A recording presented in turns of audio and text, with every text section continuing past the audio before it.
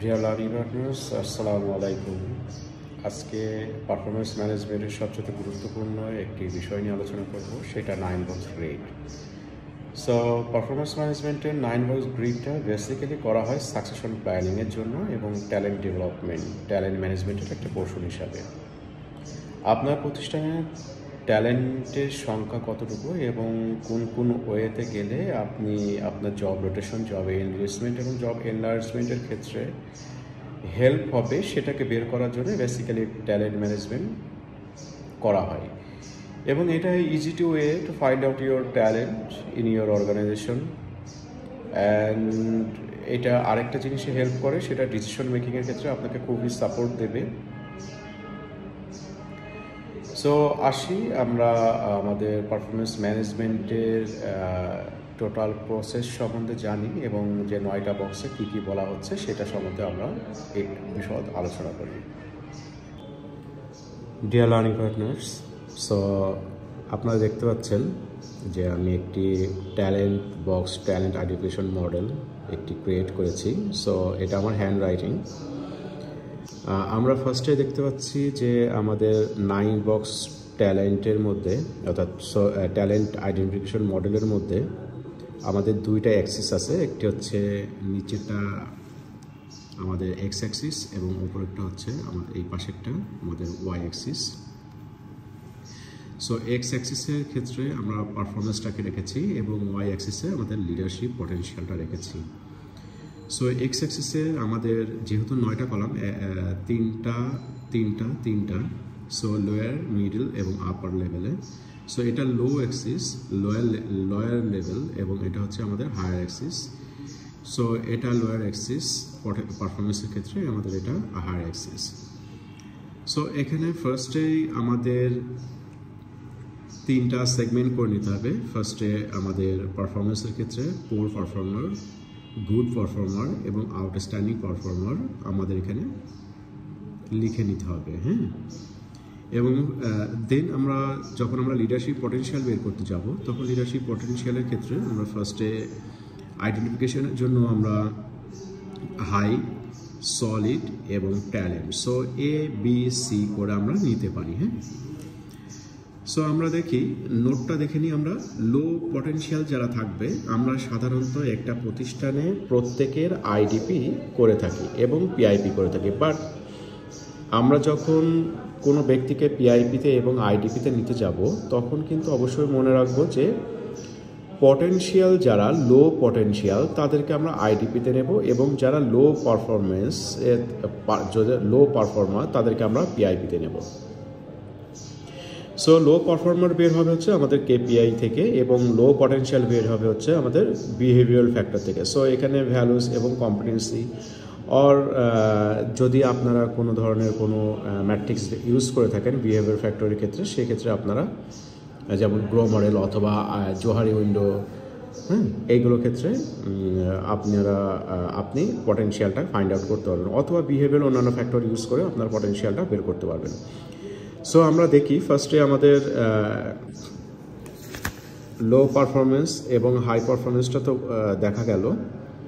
এখন আমরা দেখব পারফরমেন্স ম্যানেজমেন্টের 3টা যে পোর্শন রেখেছি, পোর, গুড এবং আন্ডারস্ট্যান্ডিং, এবং পটেনশিয়ালের ক্ষেত্রে আমরা হাই, সলিড এবং ল্যাটেন্ট এখানে কি লিখেছি সেটা আমরা দেখে নিই। এক্সপ্লেনেশন লিখেছি দেখেন। পটেনশিয়ালের ক্ষেত্রে হাইটা হচ্ছে হাই লিডারশিপ পসিবিলিটি এবং সলিডের ক্ষেত্রে মডারেট লিডারশিপ পসিবিলিটি এবং আমাদের ল্যাটেন্টের ক্ষেত্রে লো লিডারশিপ পসিবিলিটি। এবং পারফরমেন্সের ক্ষেত্রে যদি আমরা পোর ধরি তাহলে সেক্ষেত্রে ডাজ নট এক্সিড এক্সপেকটেশন। দেন আমরা যদি গুড ধরি তাহলে মিট এক্সপেকটেশন, এবং আমরা যদি আউটস্ট্যান্ডিং ধরি তাহলে outstanding performance. So star performer যারা থাকবেন তাদের ক্ষেত্রে আমরা এটা ইউজ করে থাকবো, হ্যাঁ। সো আমরা আবার ব্যাকে চলে আসি। আমরা এখন এক্সপ্লেনেশনটা দেখি। অ্যাকচুয়ালি নিচে যেটা আমি দিয়েছি যে C1, C2, C3, এটা আমাদের বোঝার সুবিধার্থে যে অ্যাকচুয়ালি আমরা কোন ওয়েতে আগাবো, হ্যাঁ। সো আমরা C1, C2, C3-তে আমরা লিখেছি, C1-এ লিখেছি আন্ডার পারফর্মার। সো এখানে আন্ডার পারফর্মার জায়গায় আপনারা ট্যালেন্ট রিস্ক এটা লিখতে পারেন, নো ইস্যু। আন্ডার পারফর্মারের ক্ষেত্রে আমরা সাধারণত দিয়ে থাকি, এরপর আমরা আরেকটি পদ্ধতিতে যাই, C2-তে যাই, ইফেক্টিভ পারফরমেন্সের ক্ষেত্রে। সেকেন্ড হচ্ছে ট্রাস্টেড প্রফেশনাল, এবং B1-এ যেটা পটেনশিয়ালে আমরা দেখতে পাচ্ছি, ল্যাটেন্ট আমরা শেষ করলাম পারফরমেন্সের। সেকেন্ড হচ্ছে সলিডের ক্ষেত্রে আমরা বের করতে পেরেছি, সেটা ডিলেমা, কোর এমপ্লয়ি এবং হাই ইম্প্যাক্ট পারফর্মার। এবং A1, A2, A3-তে আমাদের লেখা আছে যে এনিগমা অর্থাৎ আনট্যাপ ট্যালেন্ট, গ্রোথ এমপ্লয়ি এবং ফিউচার লিডার A3-তে। সো এটার এক্সপ্লেনেশন বলতে গেলে যে আমরা যখন এনিগমা অর্থাৎ আনট্যাপ ট্যালেন্ট বলবো, তাদের কনসেপ্টটা হচ্ছে যে ক্যারেক্টারিস্টিক্স এইভাবে থাকবে যে high leadership potential but inconsistent performance. হ্যাঁ, স্কোর থাকতে পারে হয়তো বা 30-50। তাদের অ্যাকশন প্ল্যান নিতে হবে কিভাবে, যে provide intensive coaching and focusing training. Okay, so coaching এবং ট্রেনিং তাদেরকে দিতে হবে। হ্যাঁ, দেন আমরা সেকেন্ড পোর্শনে চলে যাই। আমরা গ্রোথ এমপ্লয়ের ক্ষেত্রে, এই গ্রোথ এমপ্লয়ের ক্ষেত্রে দেখেন, গ্রোথ এমপ্লয়িদের ক্ষেত্রে আমরা কি বলছি, গ্রোথ এমপ্লয়ের ক্ষেত্রে আমরা আমাদের যে ক্যারেক্টারিস্টিক্স আছে সেই ক্যারেক্টারিস্টিক্স হচ্ছে meet expectation with high leadership potential. Okay, so এরা এক্সপেকটেশন মিট করে উইথ হাই লিডারশিপ পটেনশিয়াল নিয়ে। হ্যাঁ, এবং এনাদের অ্যাকশন প্ল্যান একটাই হবে, develop a growth plan and provide leadership training. So ওনাদেরকে যদি আপনি গ্রোথ প্ল্যান এবং লিডারশিপ ট্রেনিং দিয়ে আপনি ফোকাস করে আগিয়ে নিতে পারেন, তাহলে কিন্তু এরা আমাদের ফিউচার লিডারের জন্য প্রিপেয়ার হয়ে যাবে। এবং ফিউচার লিডারের পারফরমেন্সকে outstanding performance with high potential নিয়ে কিন্তু আমরা আগাচ্ছি। সো দেখেন আমার এখানে যে পারফরমেন্সটা বলছি, এই পারফরমেন্সটা হচ্ছে আউটস্ট্যান্ডিং পারফরমেন্স, মানে পারফরমেন্স হাই এবং তাদের পটেনশিয়ালও কিন্তু হাই, যারা ফিউচার লিডার। দেন আমরা এক্সপ্লেনে যাই, ডিলেমাতে কি বলছে ইনকনসিস্টেন্সির জন্য। ডিলেমাতে বলছে মডারেট লিডারশিপ। যেহেতু আমরা মডারেট লিডারশিপ কেন বলছি, যেহেতু এটা সলিড, দেখেন মিডিলে আছে, পারফরমেন্সেরও মিডিলে এবং পটেনশিয়ালও মিডিলে। হ্যাঁ, সো এনারা কি রোল প্লে করছে, moderate leadership, potential but fail to meet performance expectation. So আপনার পটেনশিয়াল হাই আছে, বাট আপনি যেটা বলছেন, অর্থাৎ আপনার প্রতিষ্ঠান এবং আপনার ডিপার্টমেন্টে যেটা চাচ্ছে যে আপনার পারফরমেন্সটা হাই হোক, বাট আপনার পারফরমেন্স কিন্তু মিডিলে আছে। সো আপনার পারফরমেন্সের এক্সপেকটেশন অনুযায়ী আপনি এই গুডে নাই। হ্যাঁ, মানে আপনি এই পারফরমেন্সে বেশি একটা ইম্প্যাক্ট ফেলছেন না, 50% ইম্প্যাক্ট ফেলছেন, মানে এক্সপেকটেশন মিট হচ্ছে না। সো আপনাদের এই যে ডিলেমা ক্ষেত্রে আমরা একটা অ্যাকশন প্ল্যান নিতে পারি যে আইডেন্টিফাই দ্য রুট কজ। আপনি রুট কজটা আইডেন্টিফাই করতে পারেন, then create a performance improvement plan. So আপনি কিন্তু এটা PIP-তে লিখতে পারেন, আমি এখন লিখেছি PIP-তে। হ্যাঁ, আপনি PIP-তে তাদেরকে ফেলতে পারেন। সো ফার্স্টেই কিন্তু আমি বলে নিয়েছি যে প্রতিটা কোম্পানির একটা কনসিস্টেন্সি থাকে এমপ্লয়ীদের মধ্যে, এবং আমাদের একটা ধারণা থাকে যে পারফরমেন্স ম্যানেজমেন্টের মধ্যে যত এমপ্লয়ি আসে প্রত্যেকের যারা আন্ডার পারফর্মার তাদেরকে আমরা PIP-তে নেব, বাট ওভারঅল সবাইকে ডেভেলপ করতে গেলে আমরা IDP-তে নেব। সো আমরা একটা জিনিস দেখছি কি, যে যারা লো পটেনশিয়াল তাদেরকে আমরা IDP-তে নেব, এবং যারা লো পারফর্মার তাদেরকে আমরা PIP-তে নেব। এবং দেন আমরা B2-তে চলে যাই, কোর এমপ্লয়ের ক্ষেত্রে। কোর এমপ্লয়ের ক্ষেত্রে তাদের meet expectation with moderate leadership potential. হ্যাঁ, তারা মিট করছে, তাদের পারফরমেন্সও মিট হচ্ছে এবং তারা পটেনশিয়ালেতেও মিট করছে, বাট তাদের পারফরমেন্স কিন্তু লো। হ্যাঁ, পারফরমেন্স কিন্তু মিডিলে আছে। সো কোর এমপ্লয়ের ক্ষেত্রে তাদেরকে যদি আরেকটু ডেভেলপ করতে পারি, তাদের কারেন্ট পারফরমেন্স এবং তাদের ডেভেলপমেন্ট অপরচুনিটি দিয়ে তারা কিন্তু আরও বেটার করতে পারে। সো কোর এমপ্লয়ি যদি আমরা তাদেরকে পটেনশিয়ালিটি বাড়ানোর জন্য অর্থাৎ লিডারশিপ ট্রেনিং হোক অথবা কমিউনিকেশন ট্রেনিং হোক, বিভিন্ন ট্রেনিংয়ের মাধ্যমে তাদের লিডারশিপ কোয়ালিটি যদি বাড়াতে পারি এবং তাদের পাশাপাশি কোচিং এবং মেন্টরিংয়ের মাধ্যমে তাদের যদি পারফরমেন্সটা বাড়াতে পারি, তাহলে কিন্তু কোর এমপ্লয়ি জাম্প করবে কিন্তু ফিউচার লিডারে। হ্যাঁ, so then high impact performer কাদেরকে বলছি? B3-তে হাই ইম্প্যাক্ট পারফর্মার হচ্ছে outstanding performance with moderate leadership potential. তাদের পারফরমেন্স কিন্তু খুবই হাই, বাট তাদের পটেনশিয়াল কিন্তু সলিডে। হ্যাঁ, মানে মডারেট পটেনশিয়ালে তারা এগিয়ে যাচ্ছে। অনেক এমপ্লয়ি থাকে তাদের পটেনশিয়াল হয়তো বা কিছুটা মডারেট লেভেলে থাকে, বাট পারফরমেন্স কিন্তু আউটস্ট্যান্ডিং দিয়ে থাকে তাদের শ্রম দিয়ে, মেধা দিয়ে। এই জন্য তাদেরকে হাই ইম্প্যাক্ট পারফর্মার বলা হচ্ছে। এবং ফাইনালি আমরা আরেকটা যেটা দেখছি যে আন্ডার পারফর্মার, অর্থাৎ ট্যালেন্ট রিস্ক যেটাকে বলছি। এই ট্যালেন্ট রিস্কের ক্ষেত্রে আমরা কি ব্যবহার করছি? Fail to meet performance expectation, has limited leadership potential. So তার পারফরমেন্সের ক্ষেত্রে পুর এবং তার পটেনশিয়ালের ক্ষেত্রে তার যে পটেনশিয়াল থাকা দরকার, এই পটেনশিয়ালটা কিন্তু টোটালি ল্যাটেন্ট এবং লো অবস্থায় আছে। দেন আমরা আরেকটি দেখব যে ইফেক্টিভনেসের ক্ষেত্রে পারফরমেন্স আমরা কি বলছি? ইফেক্টিভনেসে meet expectation but has limited leadership potentials. এটা আমরা দেখতে পাচ্ছি যে উনি মিট এক্সপেকটেশন, অর্থাৎ তার পারফরমেন্স এক্সপেকটেশন মিট করেছে, বাট তার ট্যালেন্ট কিন্তু লো। দেন আমরা ফাইনাল দেখব কি? ট্রাস্টেড প্রফেশনাল কি? পারফরমেন্স হাই বাট তার পটেনশিয়াল লো। সো তাদের ক্ষেত্রে আমরা একটা করতে পারি, আমরা একটা অ্যাকশন প্ল্যান নিতে পারি। Encourage continue contribution, acknowledge that expertise. Okay, তাদের আমরা এনকারেজ করতে পারি, তাদেরকে আমরা মোটিভেশন দিতে পারি যে আপনি আপনার পারফরমেন্স খুবই ভালো, প্লিজ আপনি আপনার পারফরমেন্সটা ধরে রাখুন, পাশাপাশি আপনি আপনার যে পটেনশিয়ালটা আছে, লিডারশিপ পটেনশিয়াল, এটাকে আপনি এনহ্যান্স করুন।